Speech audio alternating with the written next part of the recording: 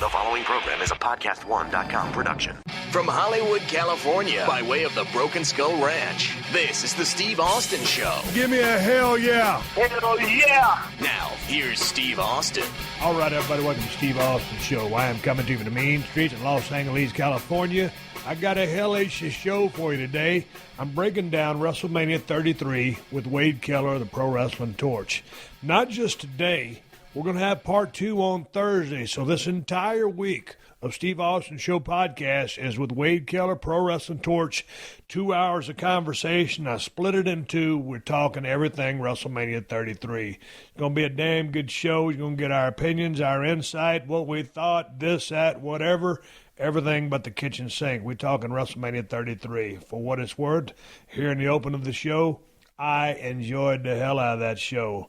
There's a couple of matches that missed, a couple of things that didn't click, but in its totality, holy smokes, from the first match to the Undertaker riding off into the sunset like a legendary gunfighter, I really enjoyed the show. Some people got cut short on time, other people got plenty of time. Some things really, really worked and some things didn't. But anyway, I'm going to keep this open today on this show very, very short. I'm going to get right into conversation with Wade. We're breaking down WrestleMania 33. If you disagree or you agree with anything that I've said or Wade has said, hey, let me know your opinion. Send me an email to questions@steveaustinshow.com. Everybody's got an opinion. You damn sure you're going to hear ours. I'd like to hear yours if you have different thoughts or the same thoughts. Respect. The Steve Austin Show. The Steve Austin Show. All right, here we go. I'm rolling with Wade Keller, Pro Wrestling Torch. Wade, good afternoon. How are you? I'm doing great. All right, man. Well, as we speak, Monday Night Raws are going to go down tonight, but you will hear this on Tuesday or whenever you download it. So we're talking about WrestleMania 33, which just happened last night. And I didn't get a chance to see this, but I'm sitting here without any notes. I'm just looking on the internet, and I want to talk with you quickly about the kickoff show because there was Dean Ambrose versus Baron Corbin, the Andre the Giant Memorial Battle Royal, and Neville versus Austin Aries, which I was really wanting to see on the pay-per-view itself, but I had guessed over, so I didn't see that. Tell me about Neville and Austin Aries, because I had anticipated that these guys were going to rip the place apart. Best match of the night. Well, actually, in some ways, it probably was. They went 19 minutes. Awesome. I thought it was a good match, and maybe very good, but not excellent, not show stealer. I mean, they kind of knew their place on the show. I think that they'll end up having better matches than this one. Neville won with a memorable finish that propels the feud because Aries was out for a while with a pretty severe eye socket injury. You can even see it still. There's a little bit of it's noticeable. He looks different in that eye socket than he used to. And it was a good back and forth match. I mean, real even and really good. And then the heel Neville got frustrated and went for Aries' eye socket. And it was Aries sold it great. I mean, you thought, oh, God, what did something go wrong? Like Aries was really convincing. He yelled out in pain. And then Neville just, to add insult to injury or injury to injury, Aries went over to the middle rope. And he's like leaning on the ropes trying to gain his sight and balance. And Neville kicks the rope right into his face. And then so Aries falls on his back and Neville hits that beautiful red arrow and scores the pin. I thought it was a really good match, and I don't love that the Cruiserweight title in its first WrestleMania is the opener on the pre-show, but at the same time, I just don't know with the match order what you switch out with it. It was a tough call no matter what, but they put on a really good performance. Aries and Neville are really good, and I'm looking forward to more from these two. Well, god dang, as long as the show was, it's such a stacked card. I mean, it's hard to find room for everybody, but I was really looking forward to these two guys. They're trying to make the Cruiserweight division really mean something. Here you got two of the best workers around, and, they're going 19 minutes, so they give them plenty of time, but you didn't get a chance to see it on the pay-per-view. So anyway, Andre the Giant Memorial Battle Royal. I understand that Mojo Rawley goes over with the help of Rob Gronkowski of the New England Patriots. You know what? This guy was my dark horse in the back of my mind. That promo that he cut a few weeks back was kind of memorable for me when he talked about getting his opportunity. And so he was my dark horse. And I didn't say anything to anybody, but I just kind of had a feeling about this guy. How was the battle royal to begin with? I mean, just from start to finish, long story short, a lot of people don't understand that those things can be the toughest matches that you can ever work in your life because of all the moving parts that go with it. So did you enjoy the battle royal, and what did you think of Mojo Rawley's win? It was okay. Like they got rid of Big Show and Braun Strowman pretty early, which was, I think, because they wanted to just get them out of the picture quickly so that they weren't the focus, so people would kind of shift their thinking to, okay, who else is going to win? And it was fine. I mean, if it wasn't going to be Big Show and Braun's night, having them go out pretty early, I don't have a huge issue with. But it just, Strowman had such a good year, and I feel like he deserves so much. He deserved more. And Big Show came back in such great shape. And I mean, I just think he should be a reclamation project for them. He's not young, but I think, and he's got a lot of mileage, but I think he can be a special attraction for them if they start protecting him and building him up and basically saying, all right, 3 years from now, can we put him in a money match again and have people go, ooh, this is a big deal? I think they can, but they have to spend a few years rebuilding him. I don't know that having him thrown out of a second match on a prelim show, Battle Royal, it shows faith that that's what they have in mind for him. The Gronkowski thing, to me, it felt like they wanted a Sports Center moment more than they wanted to put a bunch of wind on Mojo's back and give him a push. But we'll find out. I think if you give anybody the Andre the Giant Battle Royal win, even if you give them the win because he's friends with Gronkowski and you think you can get a Sports Center moment, and I understand that, that's a factor. I think that you do something with him, and I don't mean push him as a top guy for the next 5 years and he's one of your top 6 guys, but get something out of him. Like, don't forget about him 3 weeks from now. Right. He got the win, just like Baron Corbin. He should talk about it. It should give him momentum. So I hope they do that. I don't think the Battle Royal otherwise was all that memorable. And to have Jinder Mahal in the mix at the very end was I don't think anybody had their money on Jinder Mahal being one of the last 3-4 people in the match, but he was. Well, how did Dean Ambrose and Baron Corbin go down? It was just 10 minutes of it felt like it would have been a match if it happened on SmackDown. People wouldn't have talked about it ever again. It was a bit of a letdown. I was hoping. I mean, it's tough with so many matches, and the show was long, but they had less than 11 minutes, and I think they cut away. I think they cut away for a commercial in the middle of it too. But I don't know. It felt like they wrestled like they were the match. You know how it is when there's a match gets its time cut because the show's running long. This was at the end of the kickoff show, and they didn't have. I mean, they went right up against the end with a video package to introduce the show. So my hunch is they realized they weren't being leaned on to do anything special, and I think they have better in them. Ambrose retained the title, blocking at end of days and hitting a dirty deeds. To me, it's a throwaway match, and it's unfortunate because I think Baron Corbin seemed to be on a track upward, and this just made both guys kind of seem like they're not a big part of the plans. But I wouldn't read too much into it because it was at the end of the kickoff show, and I think time was limited at that point. And again, man, when you're looking at the personalities, the bodies, or the people that you're going to put on the big show, Mania, man, there's a lot of decisions that have to be made. So not everybody can make the show. But that being said, let's move forward. I'll tell you what, man, God dang it. I was telling Wade before we got on the air, I had some guests come over, so I couldn't really watch the event live. So before I went to sleep, I cherry-picked a few matches and then caught the whole show this morning.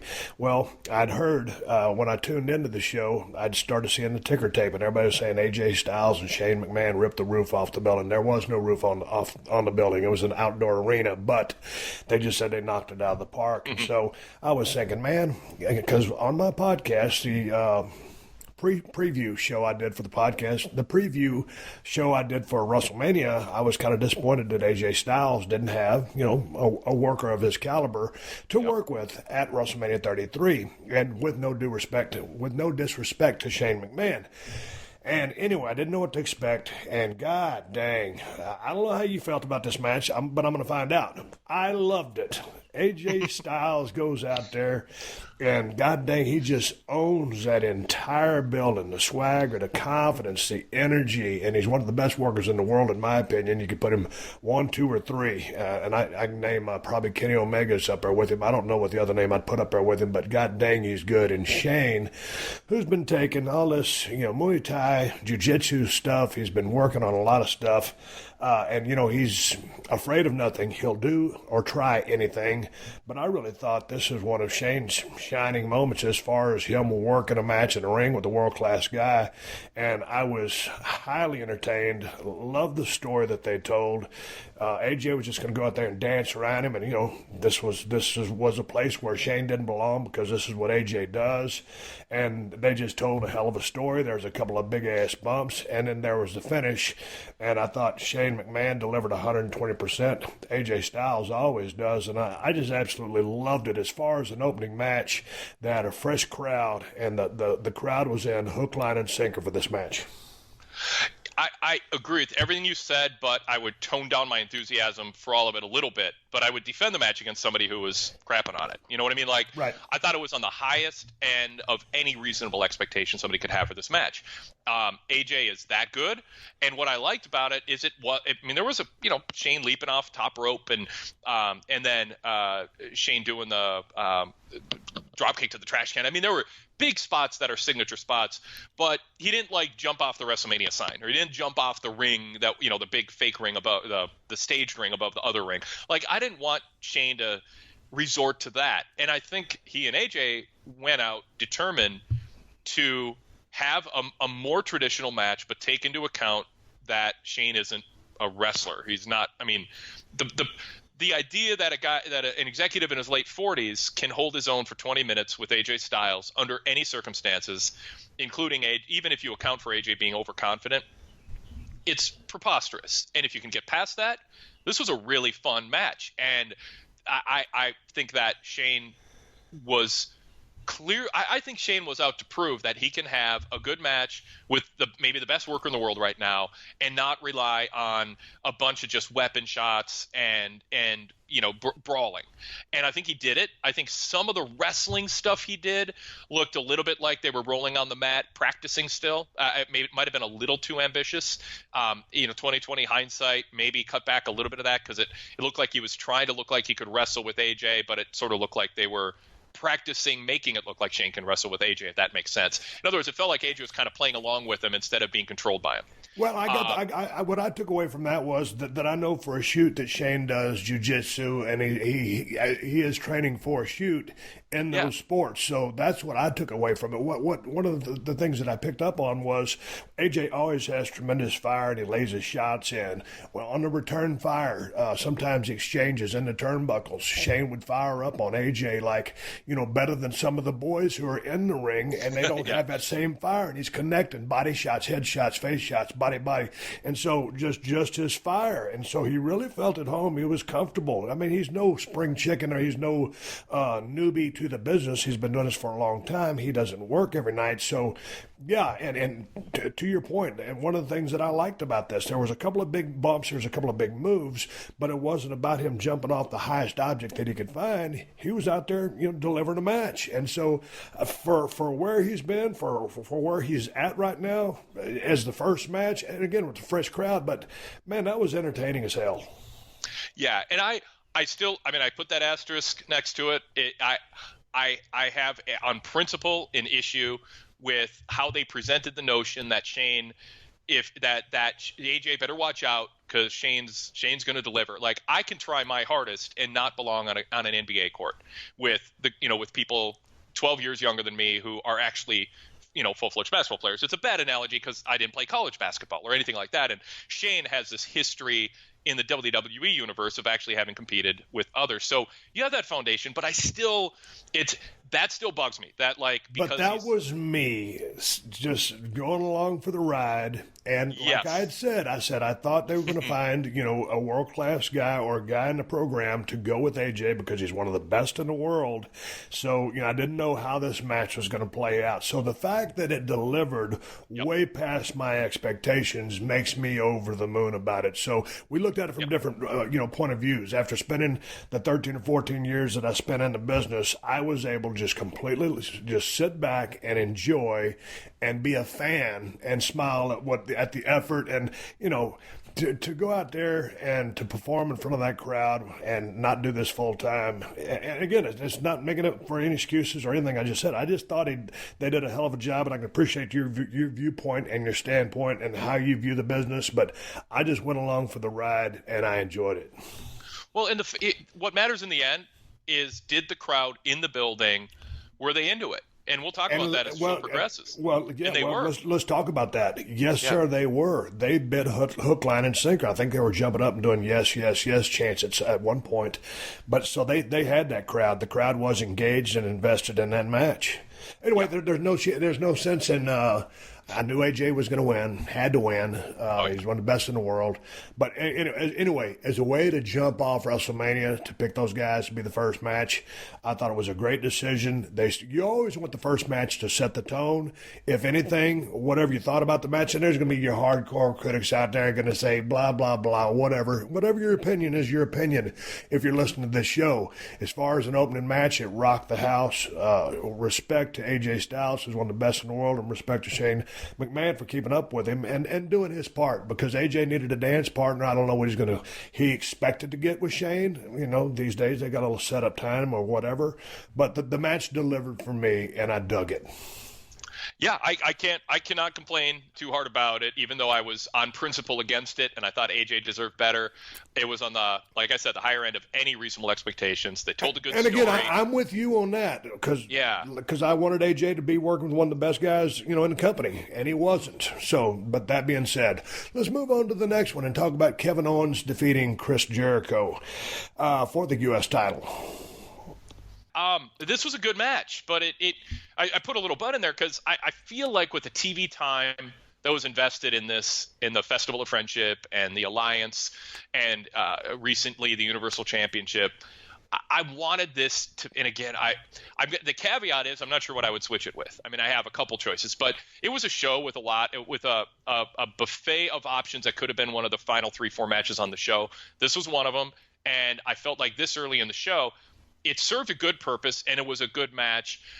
And for this spot on the card, it worked really well. The crowd was into it start to finish. I like that. And one detail I liked is that had they had 25 minutes instead of 15 or 16, I think they would have gone to the trend lately, which is a lot of big moves with a lot of kickouts. And they didn't overdo it with the near falls in the end. And they sold the idea that just a powerbomb on the edge of the ring was enough. And it was a little thing. I tell the story all the time. Remember Paul Heyman? I went to a Windy City Wrestling show when he booked Windy City Wrestling way back in the day. And I just shadowed him, and he told me and talked about all the booking decisions he made and how match number 2 is important to telling a story for match number 6 or 7 or 8. And that's what I felt happened here. I felt like having that one move, and it's a huge move, a powerbomb on the edge of the ring apron, it didn't lead to let's have an unbelievable kick out and then do 3 more big moves. Right. I really like that for setting up the rest of the show. So my thought was disciplined, well executed, and smart, that fit the tone of 2 guys fighting over a grudge. I just feel like it deserved a little more time. It should have been a little later on the show, and it would have been even better. I thought it could have been later in the show, certainly. The second spot, god dang, man, you're talking about Chris Jericho is going to go in the Hall of Fame as soon as he retires or whenever they decide to put him in. Kevin Owens is a hell of a damn veteran. I love the match. I thought both guys worked their asses off, told a good story, a great story. I love the finish because, just like you said, with all the near falls, the kickouts of big finishes, and Sometimes it could be a little much depending on who's doing it. Sometimes there's a kind of that double standard. They didn't do that. There were some good sequences in there. I love the Walls of Jericho by KO onto Chris Jericho and then vice versa. So there are some kind of index finger. Dude, that was. I'm glad you said that. That cover with just the index, the knuckle of the index finger, just getting that rope just as far as ring awareness and positioning. And a lot of times you'll see a guy take a bump and start wiggling his shoulders to get where he really needs to be. He was right where he really needed to be. And that was one of them we're about to get to the main event here in a little bit, and that was a huge moment when Taker took off the gloves, the hat, and we'll get to that. But that was one of the most memorable moments of the entire pay-per-view for me, was KO reaching out to that damn rope with his one finger, to your point. It's so Kevin Owens. It's one of the things that makes him great. I mean, there's a lot of people who are good athletes and have good mouths and all of that. There's all these little extra things he does that put him over the top and make him so valuable.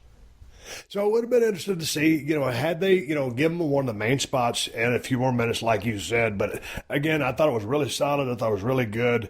And, I'm a fan of both guys. I'm friends with both guys, but I'm being objective here. It was a damn good match. But at times the crowd would drift in and out. And I don't know why that was. I think the coast to coast, a couple of the moves that AJ and Shane did in that first match were pretty damn dynamic. So, and sometimes working in daylight and then having to follow kind of the athletic sequences that AJ and Shane did, that was actually, even though this match was built with a great storyline, with a great angle, AJ's a tough act to follow. Yeah, I agree. I mean, Shane and AJ, I didn't think they did so much they wore out the crowd. No, they didn't. But there was wow factor there. I mean, because of the nature of the bumps. Yeah. So again, I mean, people have been asking me since last night. I talked about it on my hotline that I did after Raw for my subscribers. Like, how would you rearrange the match order? And like, normally I can kind of go, oh, in retrospect, this would have been switched and it would have been better. It's like every kind of reshuffling I do, there's some positives, but then there's some negatives. Like, I don't think you can look at this and honestly just go, they totally blew it. They should have known better. There was an embarrassment of riches in a way, and it was going to be hard to give every match the buffer it needed to reach its potential. I will say, I mean, if I'm anybody other than the absolute main event on this show, I kind of wanted to open the main show, because that's when the crowd, not filing in for the kickoff show, but after the pyro and the America the Beautiful and all that, Shane and AJ had the best spot to have the most receptive crowd. And I think it worked a little bit against Jericho and Owens. I think if you flipped them around, I still think Shane and AJ would have won over the crowd, but I think Jericho Owens probably would have had a better response. This is Adam Carolla from The Adam Carolla Show. If you care about predictions, you care about props. And right now, it's all about playoff pressure from the hardwood to the ice. Every possession, every shift, every shot, well, it all matters. BetOnline has always been the home of real sports betting. Deep markets, sharp odds, and player props built for fans who know these games aren't random. The NBA playoffs are heating up, stars taking over, series swinging on a single score, and in the NHL, it's all speed, grit, and sudden death moments where one goal changes everything. Lines tighten, pressure builds, and BetOnline delivers live betting and in-game odds that move with every bucket, every breakaway, every goal. This is where the action happens, where experience shows and where the smallest edge makes the biggest difference. BetOnline, the game starts here. Man, I tell you what, I was wondering about this on my pre-show podcast. It was Bayley, Charlotte, Sasha Banks, and Nia Jax in a four-way match for the women's title. and what the Raw title. I mean, they got so many titles, I don't know which one it's called anymore. And I was worried that maybe they're going to try to lump too much on Nia Jax, because out of all these women, Bayley, Charlotte, and Sasha are veterans, and they're all very, very good.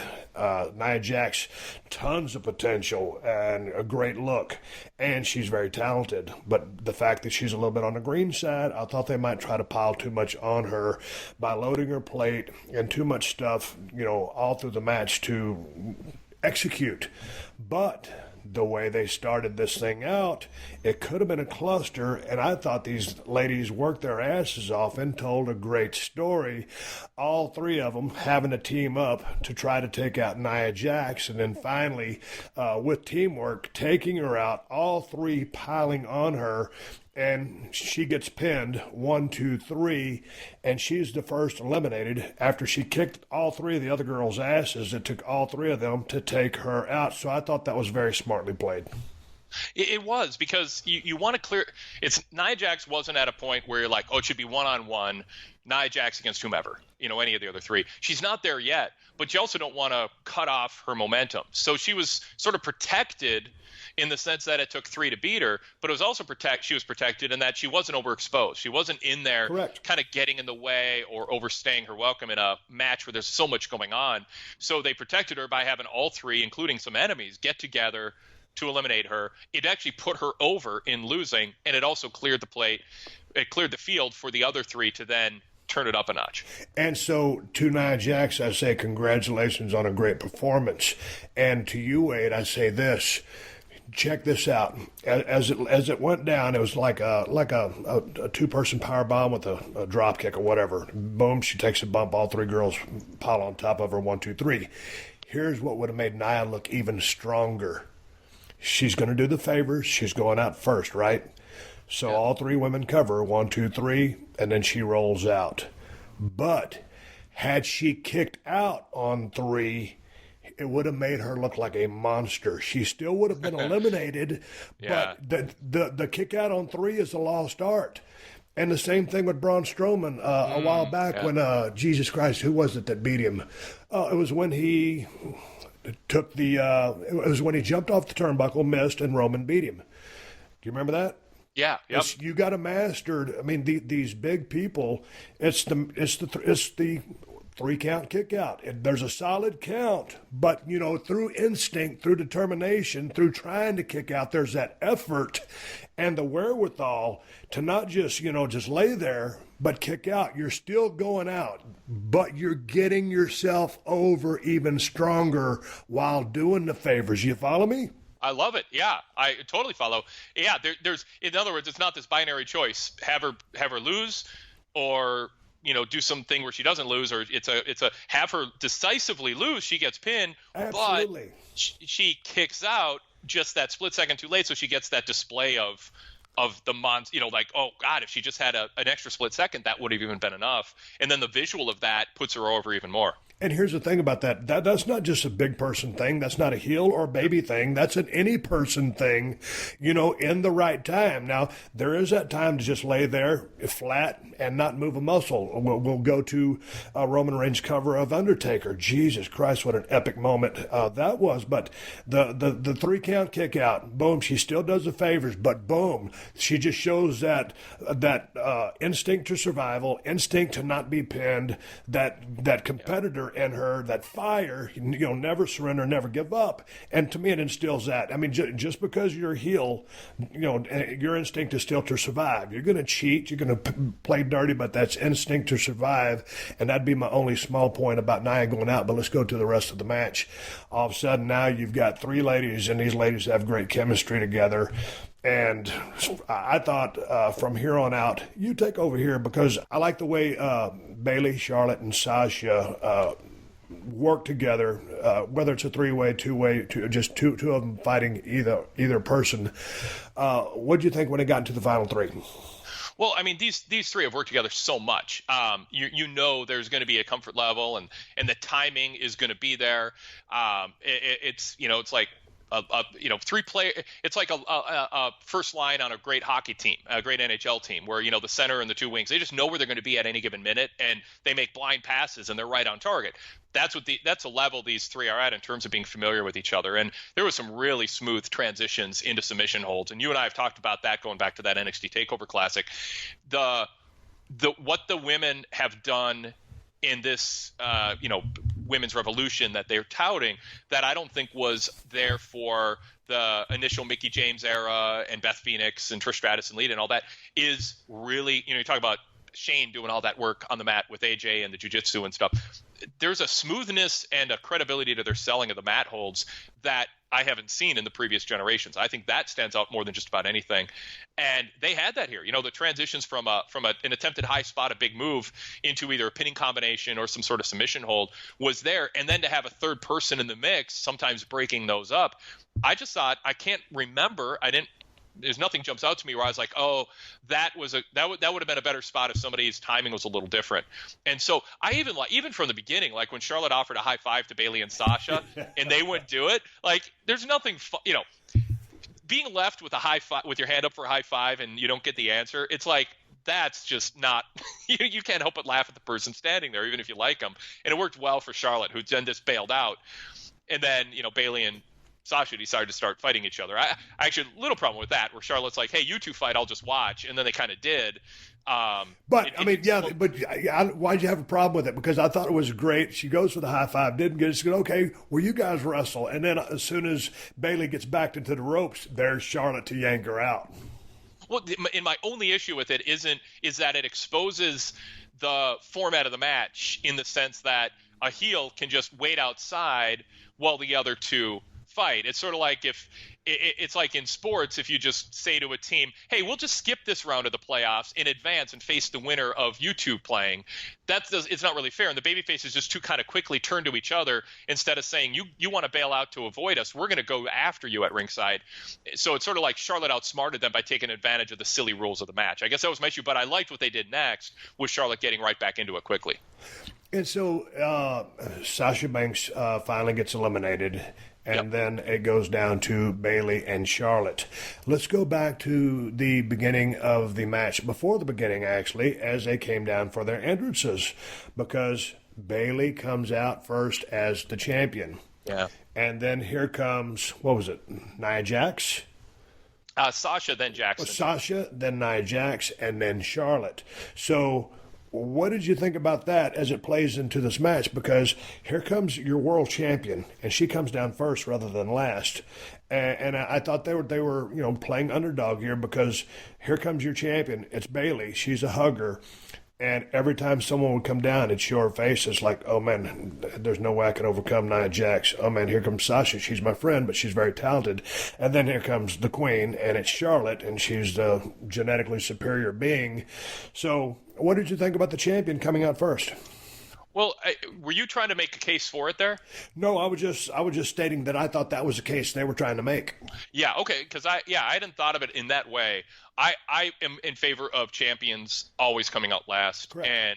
and not getting cute with it because there's some other story you can tell. I like tradition and structure, and you honor that and you work around it. You don't change it. Because in this case, you want to tell you have an opportunity to tell a different story. And that's where I lean on a lot of things. I don't think the referee should apply rules, except they have this really cool spot in which the referee has to ignore the rules for them to do that spot. I don't like that. I think work within the structure. So I'm against it. But if you're going to do it, I mean, the visual of Bayley kind of gulping as, one person after another comes out, it does set up a nice story. But I'm old school in the way that the champion should always get to come out last, and they should leave the challenger hanging and watch them come to the ring. Well, and here's the thing. I'm a fan of all women in this match. But when the champion doesn't come out first, and it looks like they're presenting Charlotte as the superstar, by bringing her out last. And you could think, okay, by the time it went down to the pairing of Charlotte and Bayley, well, surely now you're reversing it. Okay, since they brought Charlotte out last, now I think Bayley's going over. Or before, according to what I think they were trying to portray, here's all these threats, and here's the underdog, and then Charlotte's a superstar, and then Bayley ends up going over. But anyway, not to stop being philosophical or talking about the order that they came out of. Yeah. I thought just these things could be real clusters. The way they got rid of Nia, and then Sasha goes out, and then I love the win over Charlotte. I thought here was a key moment for me in this match. It was right about the middle of the match when it was only Bayley and Charlotte. Charlotte came across the ring. It was during some action, and she really hits Bayley hard with the flipper. And Bayley finally really fired up, and she got about 3 or 4 flipper shots on Charlotte that were more aggressive than I've ever seen her. Charlotte ends up kicking her knee out from under her, but that spark right there, that explosion of offense from Bayley after she's been built and billed as the underdog for so long, felt good to me because she's a hugger. She's like the sweetheart of the WWE universe. She's the world champion. Charlotte is genetically superior according to the stories that they're telling. But here's the sweetheart of the division, or the hugger. The kids love her. Everybody loves her because she's the girl next door. But when you try to take that title from me, yes, I'm a nice person, but then if you're trying to take this from me, I'm going to do everything I can to kick your ass. And so that fire that she showed just in that exchange really, because a lot of times she'll get out offensed in her matches because they're playing her as the underdog. You can only play that underdog role so much where you got to kick, scratch, and claw, Wade, and show fire that, yeah, you may be the underdog, or you may be a sweetheart, but damn it, if you're going to take what's mine, you're going to get this with it. You understand what I'm saying? Did you pick that up? Yeah, no, I like that. I like that. When she was throwing just the hard elbows. That's and, it. Yeah, it was like 4 in a row, and it just was like this side of Bayley. She's like, yeah, that was a memorable moment in the match. It was very shortly after Sasha got eliminated, and I thought that it just ignited what turned out to be only a few minutes between Sasha getting not eliminated and then Bayley went. Sasha getting eliminated and Charlotte losing. It was a short span of time, but that ignited that phase of the match really effectively. I don't understand. I wish that this was Bayley winning the title for the first time at WrestleMania and Charlotte's pay-per-view streak was on the line. I mean, if I could go back, and I think that the moment would have felt bigger if it was winning the title versus defending it. But I like your describing it as, hey, this is my title now, and you're not taking it from me, and that bringing out a different level in Bayley than we normally see. The match was, I don't know if they got jammed a little bit on time, because I thought, the way that thing played out, the sequences were pretty tight. I thought maybe they got the go-home cue just a frog's hair early, and there could have been 3 to 4, maybe even 5 more minutes to that match. I don't know what else they could have done, but I thought they did a great job, because those 4-ways can turn into a real clustermuck, and I thought the way they handled Nia from the elimination of Sasha and then Charlotte, Bayley to retain, I thought it was a feel-good moment. I love the finish. Charlotte was built as a superstar by coming out last. I disagree with that. I think the champ should come out last along with you, but I thought the story that I thought they were trying to tell, painting the odds against Bayley through the powerhouse of Nia, and then Charlotte's superstar. Here comes Sasha's badass as well with the great entrance. She's the boss. The ladies did a hell of a job. Let's move on, because we're moving on to what I think was a hellacious match and the pop of the night. Oh, yeah. It was Anderson and Gallows versus Enzo and Cass, Cesaro and Sheamus versus the Hardy Boyz. Holy smokes. If there would have been a roof on that building, the Hardy Boyz would have blown it off. I'd been following the show. I figured they'd make an appearance. I didn't know anything about that. Here comes a New Day.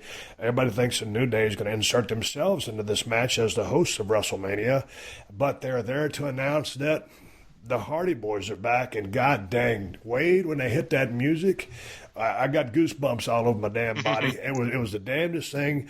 Those Hardy Boyz had to be on cloud nine to get that kind of response. What do you think about that? I thought it was the loudest pop of the night. It was, and it came at a time when the crowd still had energy. They weren't going into their reserves. They were still as excited to be there as you possibly could be. They've had some good matches, but not exhausting matches preceding it. You know, the women's match only going 12 minutes, and Jericho and Owens, you know, going about 16. It wasn't like there was any kind of just exhausting marathon and they needed a breather. And then you get.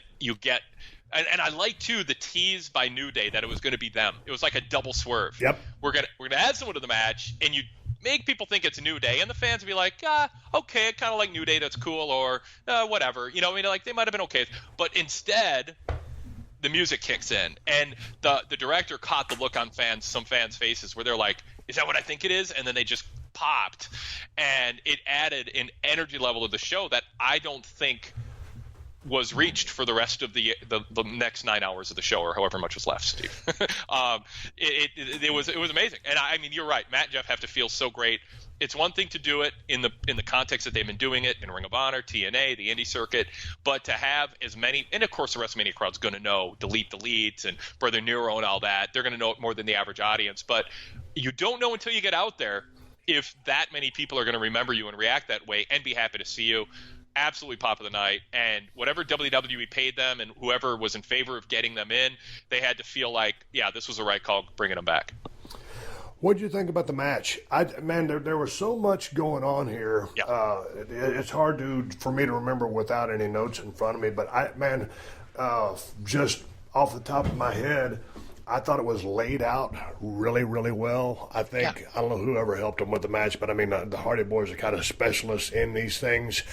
I really think Cass got a big chance to shine with fire and doing some big moves and just good stuff. Cesaro, god dang, he's one of the most talented guys on the roster. Sheamus had a good night. Anderson and Gallows were tremendous. Everybody in this match was tremendous, and the way they built, laying out the ladders and the way they built the match, it was just spectacular. I can't really nitpick this thing. Matches of this kind aren't my specialty, obviously. I was a ground guy, but just hats off. I probably think it was the most spectacular match of the night.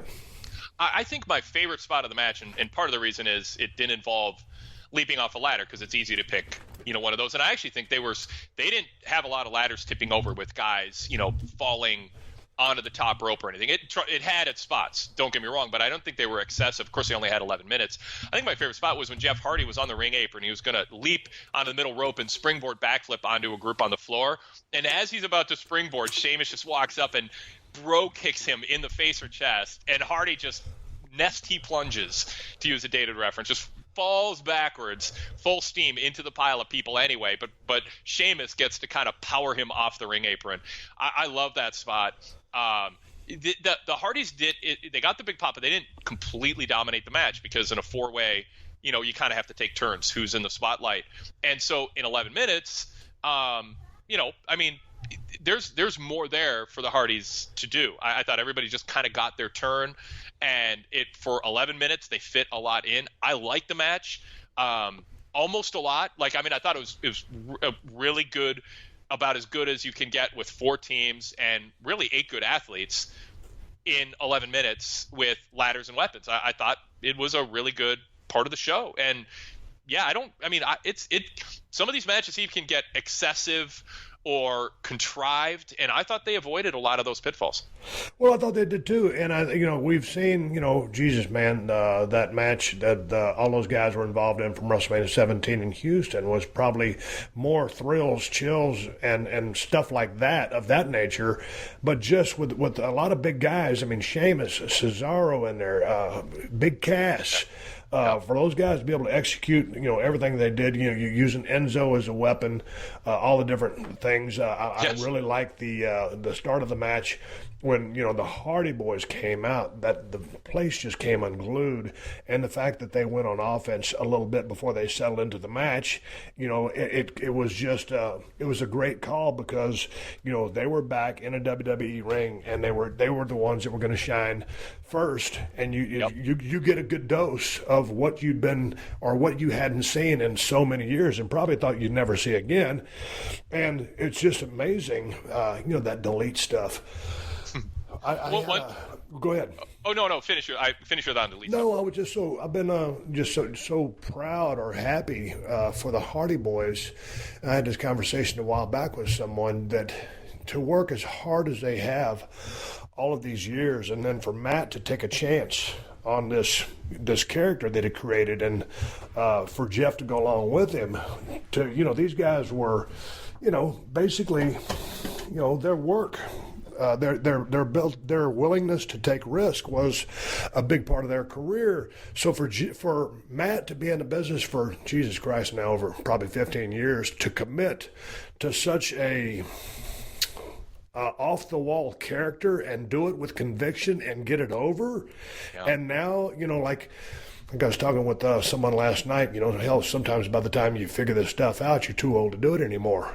Here he is. He's taking his share of bumps, lumps, and bruises and all kinds of stuff, and he goes to work on this crazy, outlandish character and gets it over super strong.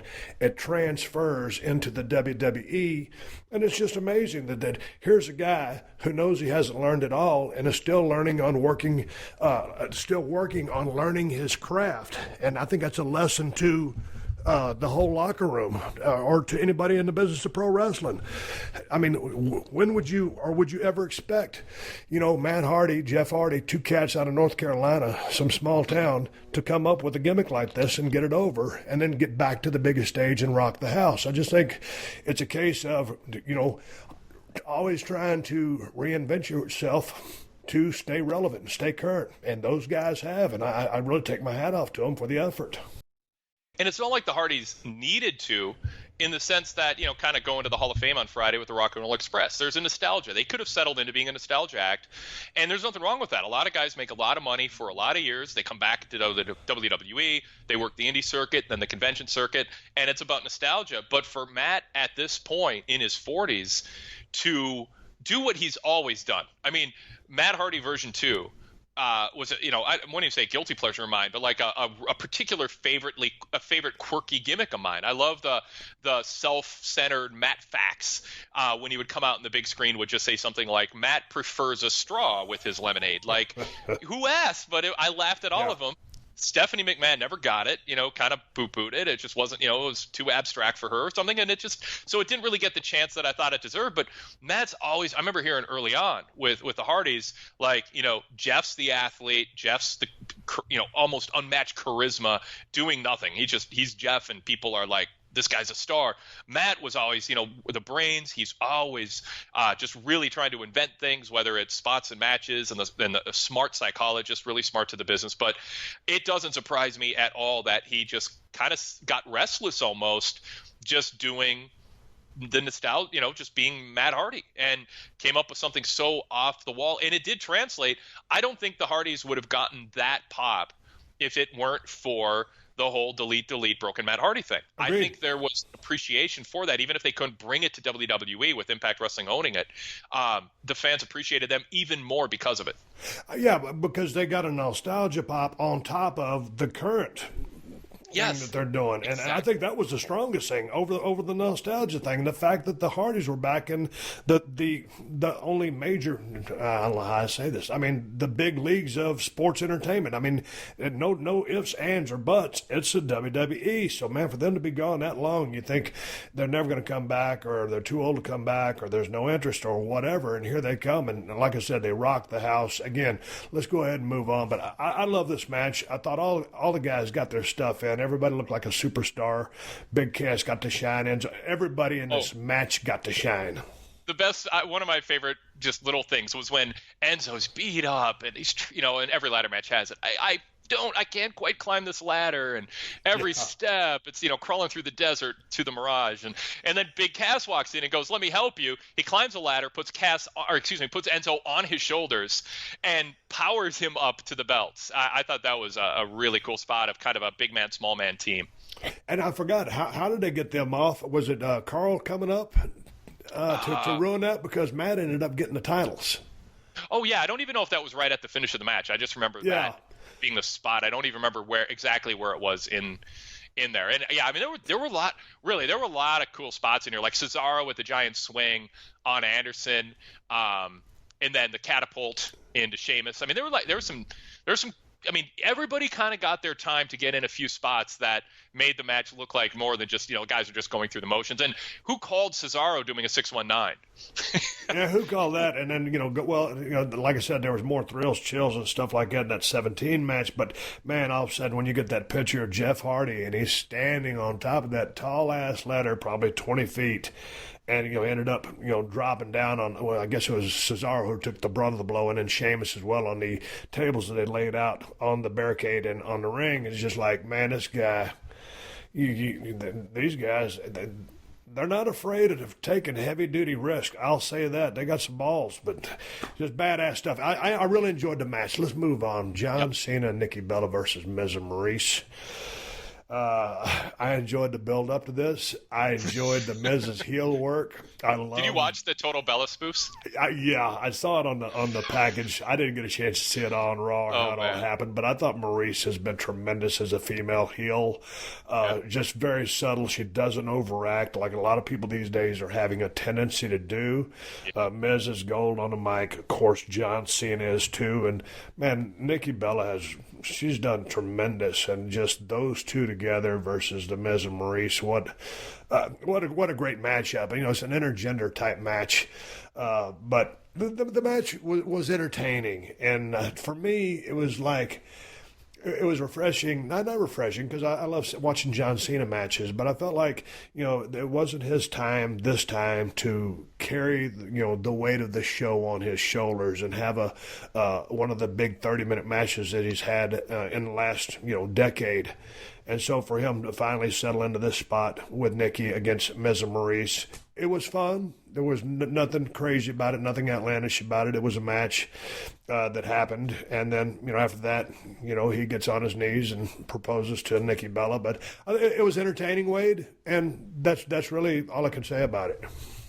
Yeah, I mean, we talk about AJ fighting Shane and what would have been better. Well, I mean, I would have put AJ as champion without having lost the belt, have Cena win the Rumble, and give us the match that AJ and Cena had at the Rumble, put it in Mania, and have that cap off the show. Like, that's that match. It's sort of like, Hogan Flair never happened at a WrestleMania. I just kind of feel like Cena AJ, and maybe it will next year. I just feel like Cena AJ have such a chemistry, that parallel careers, but in different worlds, and now they're colliding when they both can still go at the top of their game, but they have all the smarts of ring veterans and different styles. What they've had, the magic they've had in the ring, I think that deserved Headline Mania. That said, I think when people first heard about this mixed tag match, they had a certain idea of what it was going to be, and then you add the Total Bella spoof and the gloating Miz and Maryse, we're really in love, and John, you're fake, and you're never going to propose to Nikki because it's just a Hollywood marriage, and it's not for real. Like, with the punchline of this feud being, Cena proposing to Nikki, I mean, I think it's not going to be my favorite WrestleMania moment ever, but I can't argue with the logic of Vince McMahon and, heck, even John Cena, who kind of has made a reference on television or two that this wasn't his first choice, and that if he had pull in WWE, he'd be facing Undertaker, not Reigns, which was an interesting comment to make on SmackDown. That said, I think that this worked for its place on the card. It added that WrestleMania special vibe. It was a little out of the ordinary. Correct. Nikki and Maryse were believable. And, John Cena, the top star of the last 15 years, proposed on national TV. That's part of wrestling. The crowd popped on that. I mean, and Yeah. it was a super feel good moment. It was really really cool. And you're talking, the guy that used to be Stone Cold Steve Austin, the toughest SOB in the history of the WWF. So, it was really cool for what it was. And when I say that, I don't mean that in a condescending way or in demeaning. It was just I can't just say, oh man, did you see this spot or that spot? It was a great story. Loved the package going into it, the build going into it, with all the videos you mentioned. But at the end of the day, it was entertaining. And then, the proposal thing, Jesus Christ, that was huge because I think there were some people out there with tears in their eyes. Yep. And, what John Cena has meant for that company and how far Nikki Bella's come and the work that Miz has put in has been one of the hardest working guys on that roster for Maryse to come back and be such a good heel. I dug it, but let's move on. Miz is so. I just have to say, Miz has been so good, and I think this. We talk about whether it serves Cena or not. I just want to make it a little Miz-centric for 10 seconds. He deserved to have a big match at this WrestleMania. He didn't deserve to be in some four-way and just kind of have a few spots.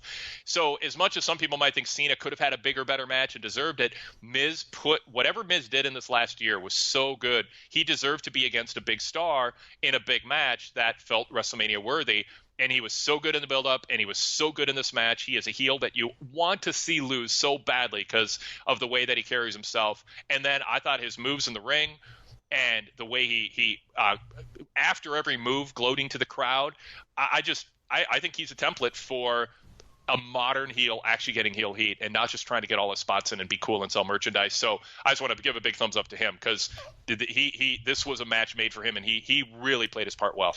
And I agree with you because I'm a Miz fan as well, and like I've credited him for his work ethic and always trying to dress the whole 9 yards, the whole thing, make himself accessible to all the promo work and stuff outside the WWE or for the WWE, and just how hard he works just within the business. It's just kind of almost unparalleled. So, yeah, but all of a sudden you start lining up all these different names, and they got to go somewhere. So someone's going to get left out, and this match happened. And so it was a fun match. And let's talk about Seth Rollins and Triple H. Triple H comes out. And a hell of a damn entrance. Riding a damn, it's basically a three-wheeler. What do they call those? A cycle? Yeah. I called it a motorcycle because I didn't have time to look up what changes in the title when there's two wheels on the back. But yeah, so yeah. I mean, the entrance was awesome. Yeah. And then here comes Seth Rollins, and he's got this torch. And then so he holds a torch in the air, and then he touches it to the stage, and then flames go towards the ring, and it kind of catches on fire according to the video monitors that are taped everywhere. I didn't get it because I didn't know if it was symbolic of him setting the place on fire, which obviously he didn't. It was a video monitor, or it was Triple H was passing the torch to him by doing the honor. So I mean there was mixed message there for me before the match even started. Here comes Triple H with this badass entrance. And then here comes Seth, the babyface, coming back from MCL injury or whatever it was. And I think, as you mentioned me before we started recording, he had just been in the hospital with the fever. Is that correct? Yeah. The reports that he was hospitalized to get checked out to get basically cleared or get whatever hydration he needed, or I don't have a ton of details. I know that he posted a video I think about 3 days before Mania in his hotel room, just saying, "Man, I am sick. The timing couldn't be worse. I felt a cold coming on. Now I got a fever. I'm skipping a workout. I never do that." And it sounds like it got worse afterwards.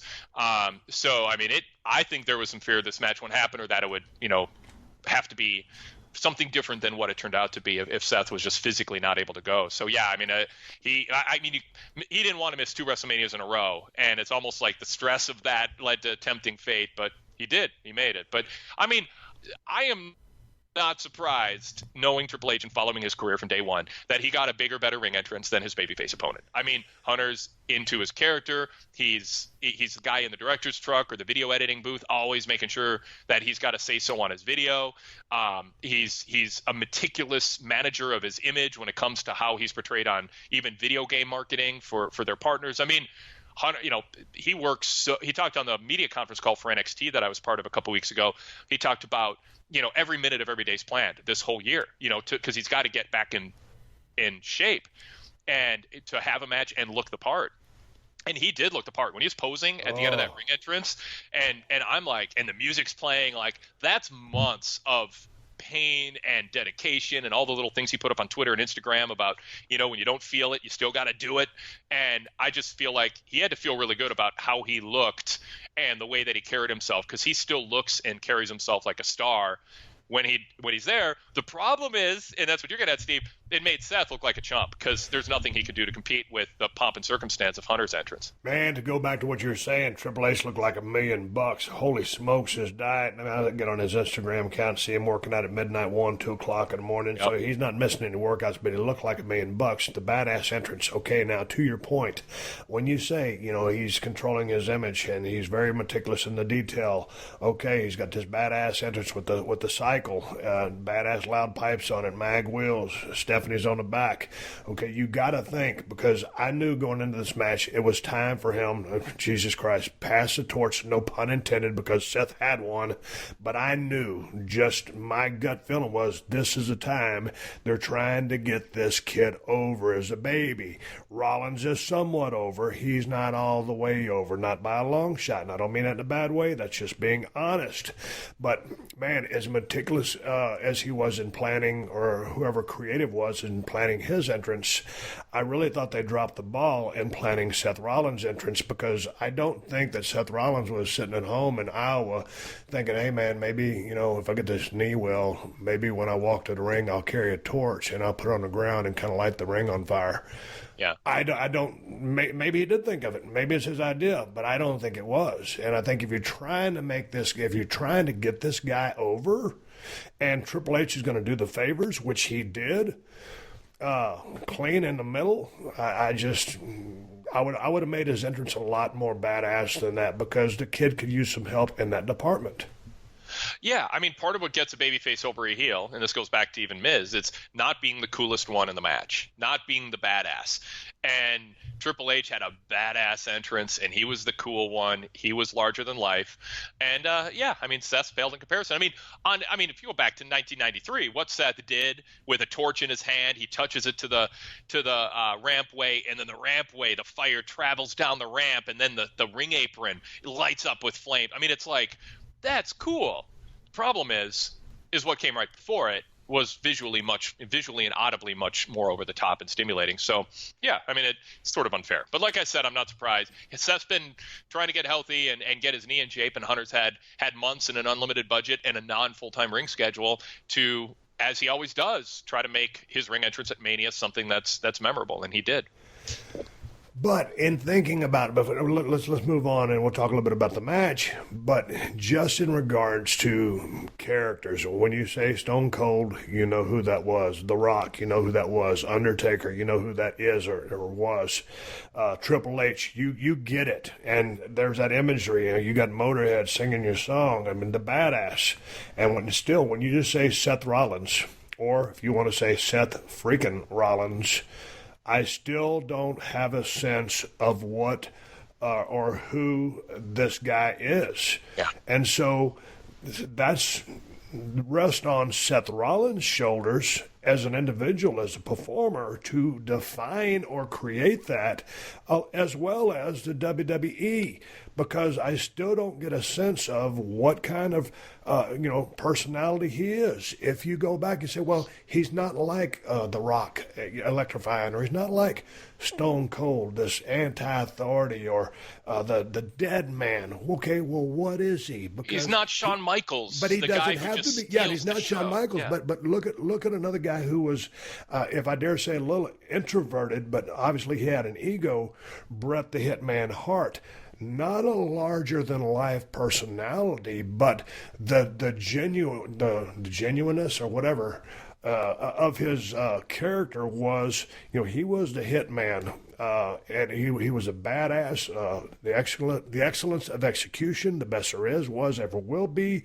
Brett wasn't an over-the-top guy. He pretty humble and a very quiet individual outside the ring. So in many regards, kind of somewhat like Seth, although Brett's an entirely different animal. But there's a case of a guy who's not, like a showy kind of guy, very conservative, but just a highly defined gimmick, a badass gimmick, and a world-class worker. So, Seth needs to work on this. Yeah, I agree, and I don't think freaking counts. No, it doesn't. So let's get into the match. Let's get into the freaking match. Yeah. Yes. Authenticity, by the way, that's what Bret Hart exuded. Thank you. Yes. But, yeah, I mean, he was a real deal. Second generation. But, the match, here's the thing. You go into a match with a knee injury, it only makes sense to work that knee. Yeah. And therein lies the problem, mobility. So I thought that as meticulously as hard as these guys work, I know how much thought Triple H puts into these matches. Love the finish sequence involving Steph towards the end. There was also a back and forth go between of Seth and Triple H, which lasted, about 30 seconds. But just that match kind of plodded along because you're working a wheel and it never got a chance to get into second gear or at least the next gear from a cadence or speed change. Yep. And so it just kind of plodded along. There were some good moments there on the table, some interesting stuff, some impact stuff. But I thought the match kind of struggled to really keep the people.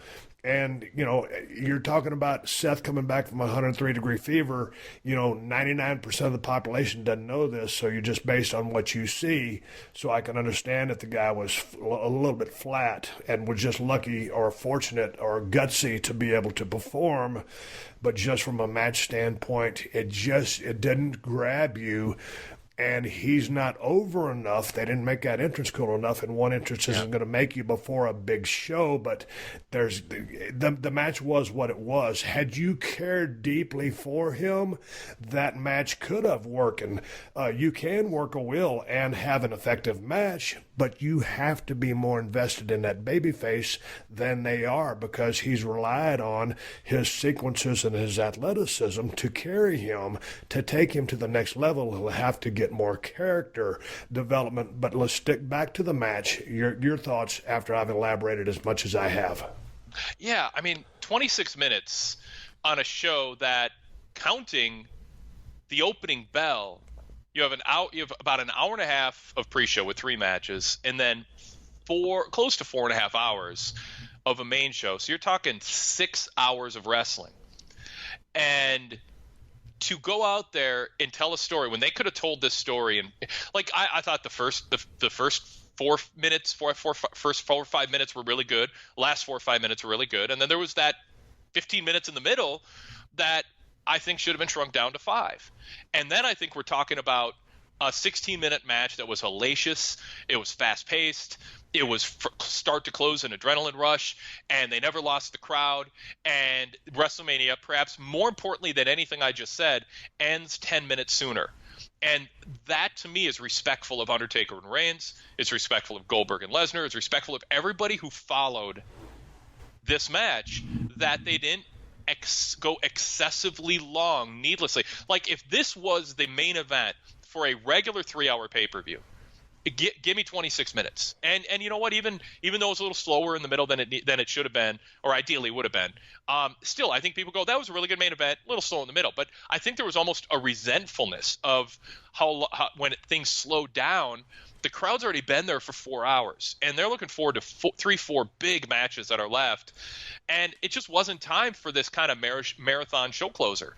And that's what this seemed to be. And I think that's where they kind of swung and missed a little bit in terms of forecasting. I get working over the knee and wanted to sell it. It felt a little indulgent. Yeah, again, man, when you're working a knee, and obviously Ric Flair made a living out of doing that. Normally he'd pick a preliminary body part, pick it apart, it's preliminary heat, and then in the course of the shine, then finally go to his main heat, which was centered around that knee to try to get in that figure 4 leg lock. But Rick had the innate ability ability just to always keep his guy firing, keep his guy alive. I thought, Seth, was selling his ass off, trying to get that sympathy. He died a little bit out there. The match was long. I had heard from people that were there in attendance that the temperature and the length of the show was starting to wear on people as it got deep in the show. And here we are. And again, to have this type of match, you really have to be invested in that babyface for this type of formula to work. I think, hindsight being 2020, if just looking back, to your point, this match could have been 10 minutes shorter, if anything. 6 to 8 minutes shorter, or say 10 minutes shorter, but bang, bang, bang, bang, bang. I mean, they started off throwing the fist just like Chris Jericho and KO did, but, let Seth just beat the trash out of him for 4 to 5 minutes and totally dominate that guy, light that crowd up, get him, and have him beg off, have him on the run, get Steph involved a little bit earlier, and then boom, set your heat in, cripple that knee, and then saw down on him, boom, then go home or involve your tables. This is me nitpicking and going back, but it just dragged out a little bit too long. And these guys, ton of respect to Triple H, respect to Seth Rollins, but the match just it could have been so much more, but not so much more time. Yeah, and part of it too is Seth was able to do so much on that knee before the working over the knee by Hunter with the mat work and putting the leg in the chair and stomping on it. Seth did so much on the knee before that it almost made me think, well, the knee's not that bad. And I know they wanted to have that hot opening few minutes, a DDT on the table, we're going to give him a lot of energy, get him into the match, and then slow it down and work over the knee. But to me, it almost ruined the gimmick that Seth had a bad knee, because it was like a Mad Libs where it was like, blank spot, do a big move, sell your knee like like you just re-injured it. And they did that like 8, 9, 10 times. Seth did that, a big move and then clutch your knee in pain. But if you come back and keep doing big moves, you start thinking, well, that must not hurt that much, or it must not be that hurt. So I almost felt Seth got in too many of his spots, and it undercut the notion that he was vulnerable. So then the beating down of the knee sort of felt like a normal thing rather than cruel. But along with that, my takeaway from that was the kid's well enough to walk, he's well enough to run. I don't need to see sequences right now. This is about the whole thing was the hatred between Triple H and Seth. One person was gonna, either you win, if you lose this match, you're done. So this was the time, instead of sequences or athletic ability, you want ass whooping, and so you go on offense by bouncing that heel around, or at least chasing him, and he can't be the badass now. He rode down in the trike, but now he's in backpedal mode. Bing, bang, boom. Steph gets involved. Excitement, Wade, excitement. Yeah. Pop the people, whip ass. Don't prove how good of an athlete you are right now. Nobody cares. Right. They want you to extract revenge. You don't need to be fancy in doing so. Fists, feet, just punches, knees, anything, and ass whooping. But reaction from the heel, big eyes, holy smokes, boom, bumping all over the place. Use the wife, bam, some kind of bump there. Excitement. But anyway, I knew Triple H was going to, put the kid over towards the end because they're trying to make the kid. I thought Triple H he obviously did the right thing. I saw it coming, but man, just the lackluster entrance, just the fact that Seth hasn't developed that character as much as he needs to, try as hard as they did to execute it, I fell a little bit short. Yeah. Yep. All right, everybody, give me the go-home cues. Time to wrap up his podcast and ride off in the sunset. But before I do, let me remind you, part 2 of my podcast with Wade Keller is going to happen this Thursday on the Unleashed podcast, the second half of our conversation about WrestleMania 33. So this is Wade Keller Pro Wrestling Torch Week here on the podcast. Check out my Thursday show as we hit that main event, because the epic send-off of The Undertaker was unbelievable. I have my thoughts on that with Wade Keller. Hey, let me give you guys something to watch. Video of the week, WWE Network Hall of Fame. If you didn't see that ceremony, you need to take time to watch that event if you love the business. From the presenters to the inductees, the speeches were off the chart. The articulation, the elocution, delivery, the movement of emotions, the hooks, just everything. This was an outstanding class and an outstanding presentation. So check that out. Send me an email to question@steveaustenshow.com. Tell me your thoughts. I thought it was amazing. Hey, man, real quickly, shirts you see me wear on Broken Skull Challenge, the beer I like to drink, they got links to them at BrokenSkullRanch.com. If you live in L.A., you can stop by El Segundo Brewing Company. If you're in Cali, you can pick up my beer, Steve Austin's Broken Skull IPA at Whole Foods and Total Wines. If you don't live here, check out InsideTheCellar.com or my website to see if you live in a state that they ship to. Everything Steve Austin you can find at BrokenSkullRanch.com, including the cold steel Broken Skull knife and the new working man's knife, an affordable knife for the working man. And I got to say one more thank you to all the fine sponsors of the Steve Austin Show, because that's how I'm able to do this podcast for you twice a week for free. And you can find all my sponsors at PodcastOne.com. Just click on the Killer Deals button at the top of the page and then click on the Steve Austin Show banner. So thanks to DDP Yoga. Go to ddpyoga.com/Austin to get 30% off the DDPY program and all DDPY-related merch. And Loot Crate. Sign up at lootcrate.com/Austin and use the promo code Austin to save $3 off your Masters of Mike WWE Slam Crate. And just a reminder that the Steve Austin Show is also a participant in the Amazon Associates program, an affiliate advertising program designed to provide a means for me to earn fees by linking to Amazon.com. You can link to Amazon at PodcastOne.com by clicking on the Killer Deals button at the top of the page. Hey, 60-second AP News headlines coming up next. Until then, my name is Steve Austin, and I will catch your ass down the road. This has been a Podcast One production. Download new episodes of The Steve Austin Show every Tuesday at PodcastOne.com. That's PodcastOne.com.